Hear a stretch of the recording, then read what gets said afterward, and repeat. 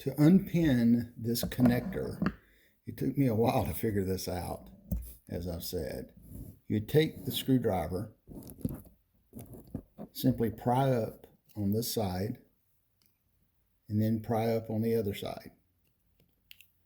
Pull this purple connector off, and then you're able to see the pins for your connector.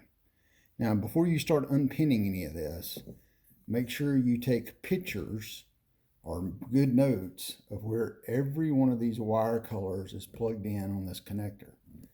Again, make sure you take pictures of where every pin or color cable is plugged in, because you need to put them back in the exact same pin position as they were. Okay, so I took a few photographs, made some notes, and then I was able to take the unpin it and pin it back together. So in order to unpin this connector, if you look right here, there's a little black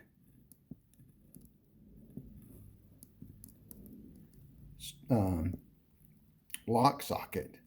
So you take the screwdriver and pry down just a little bit to open up that lock. It's a little bit hard to do this and record, but pry down to open up that lock and pull out the cable or pull out the wiring. So once you have it pried down, you simply slide that wire out. It slides out very easily once you unlock that pin, but it does not work at all if you don't have it unlocked. And then to slide it back in, there is a top and a bottom to this lock. So this is one side, this is the other. So on the top row, the little notch goes in at the top.